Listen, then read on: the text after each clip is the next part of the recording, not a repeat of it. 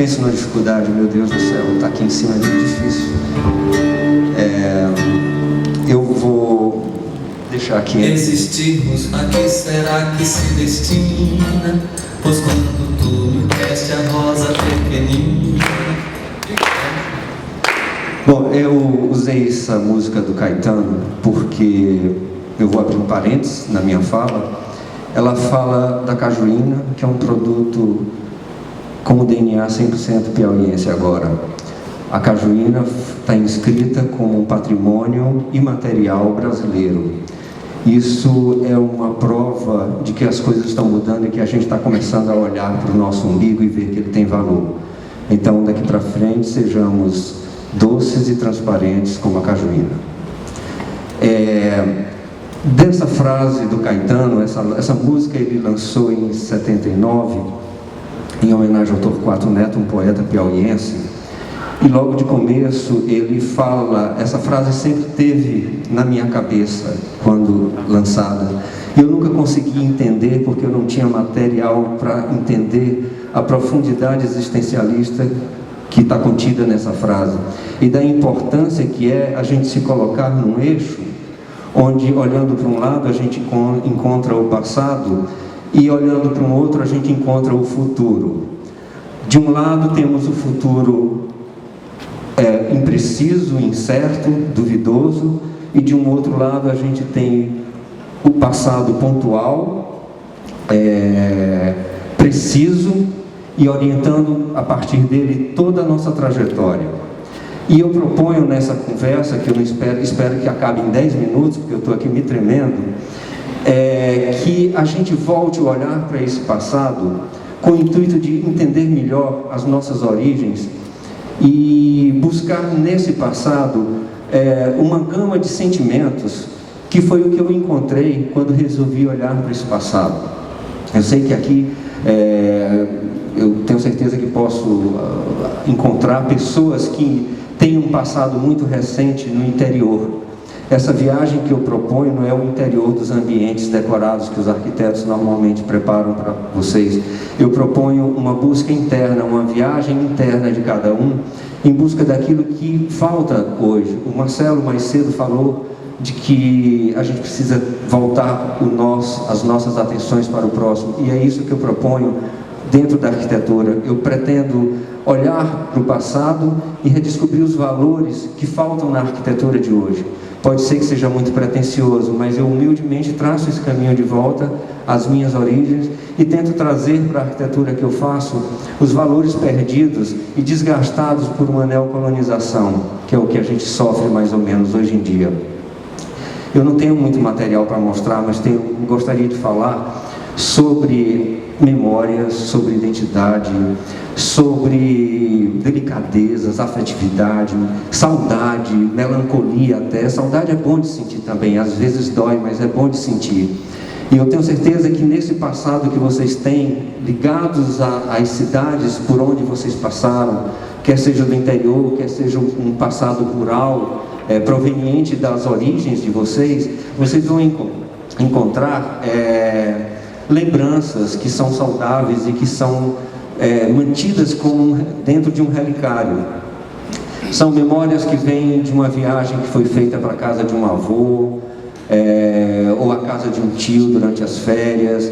Normalmente essas casas continham uma história, uma alma que impregnou em nossas vidas, em nossas vivências, um perfume, um aroma, sabe, uma cor, um sentimento, e atrás dessa matéria-prima que eu estou atrás.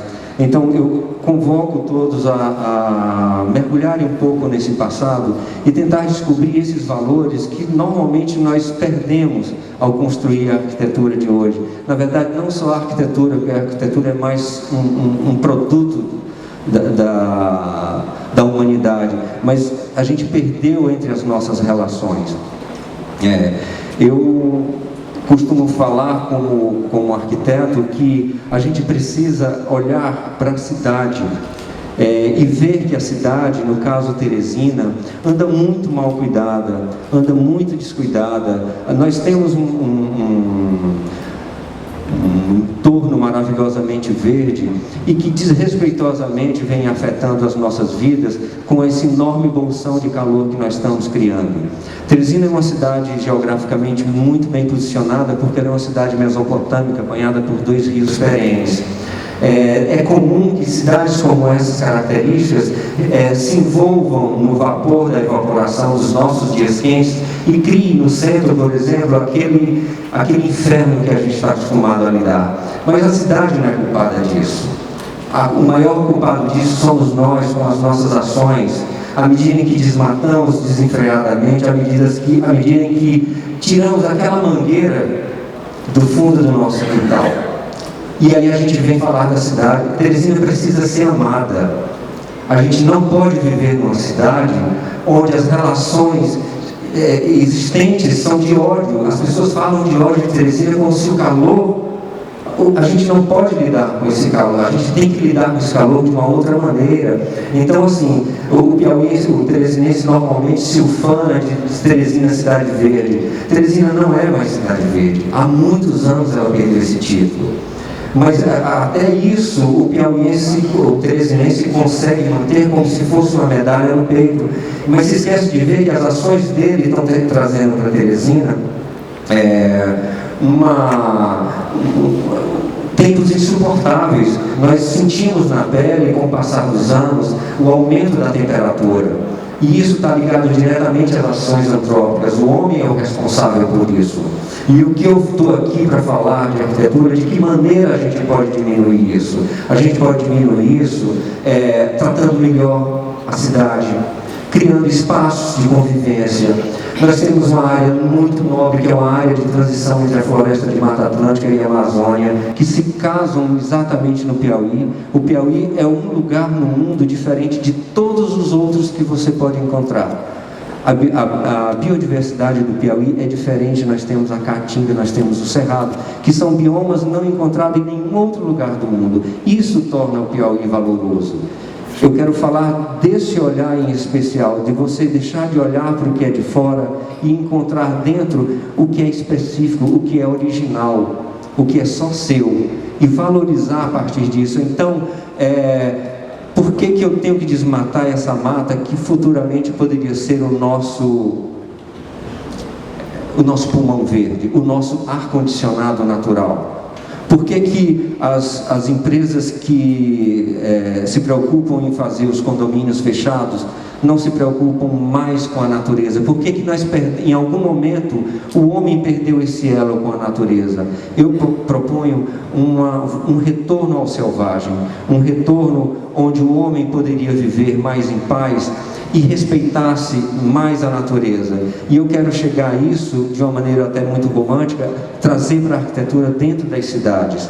É importante que a gente aprenda a viver em comunhão com a cidade e com o meio ambiente que envolve ela, a nossa cidade. Hoje nós temos condomínios de alto luxo espalhados sem nenhum tipo de crítica, gente. Não é isso, é porque nós estamos trilhando caminhos que outros países já descobriram que não são mais os caminhos corretos.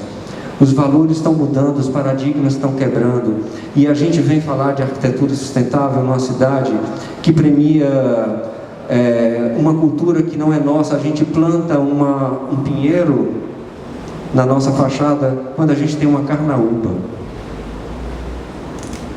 Como é que se dá isso? Como é que eu posso construir e como é que eu posso pensar num mundo melhor se eu tenho essas distorções no olhar? Como é que eu posso me enxergar dentro da cidade em que eu vivo? Como é que eu posso contribuir dentro dessa cidade, quer seja como arquiteto, quer seja como médico, como jornalista?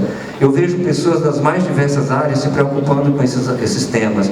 Não é porque seja um tema que está na moda, mas eu acredito que já se pode anunciar uma quebra nessa engrenagem, com esse paradigma que a gente aprendeu a ouvir como certo, como que a Globo desde o começo, que você tem que ser assim. Então, assim, a gente está começando a ver um novo horizonte, graças a Deus. E eu espero, me surpreende muito, voltando aqui, empresários ou profissionais de outros segmentos me procurarem e dizerem: Áureo, a gente quer um jardim, não é uma casa com jardim, nós queremos um jardim com uma casa. Uma outra cliente de Parnaíba chegou e disse: Áudio, nós queremos uma casa que seja uterina, em que eu possa me encontrar com a terra. E nós fizemos o projeto, ela olhou, gostou e disse: não, você não entendeu, eu quero me encontrar com a terra, eu quero tocar nas paredes de terra, eu quero tocar no chão de terra.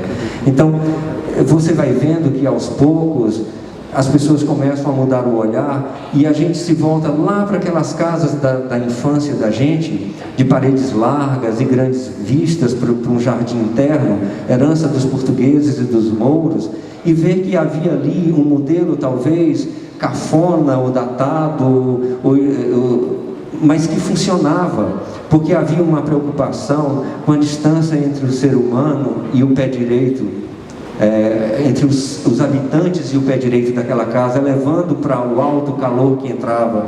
Então, lá da nossa colonização para cá, muita coisa boa se perdeu. E eu acredito que com a arquitetura sustentável, a gente possa minimizar ondas de calor, essas ilhas de calor que Teresina está construindo ao redor dela.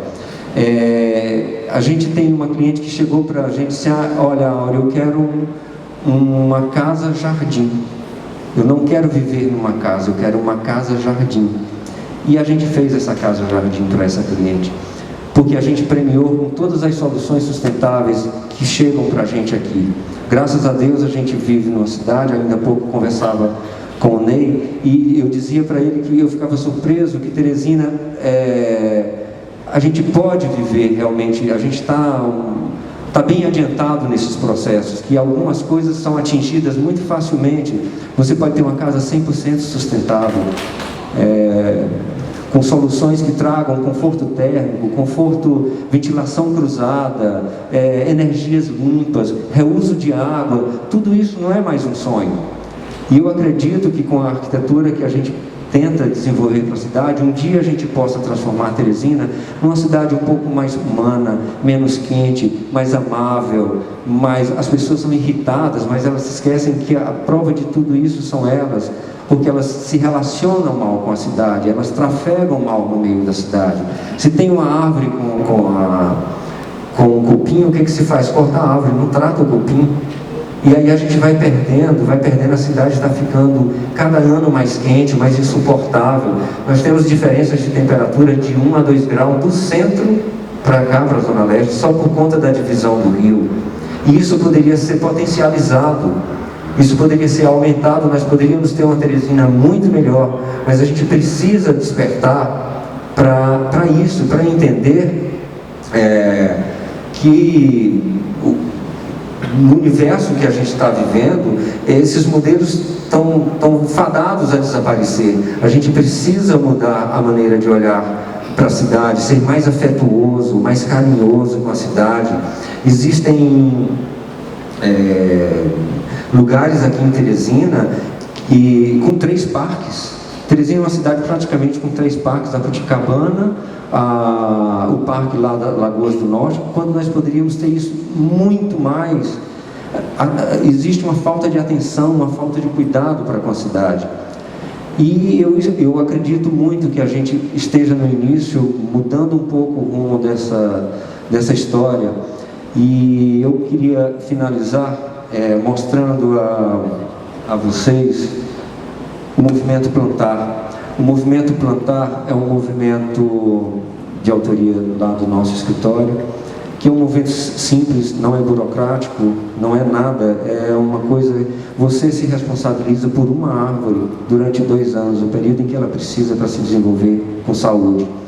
Esse movimento pretende ampliar e criar uma rede de verde pela cidade. Nós temos inúmeras espécies que são adaptadas e climatizadas, porque são nossas. Eu não preciso lutar com um pinheiro, eu não preciso lutar com espécies de fora. Eu tenho árvores nativas de imensa beleza, basta ver esse angico branco que está aqui na nossa porta.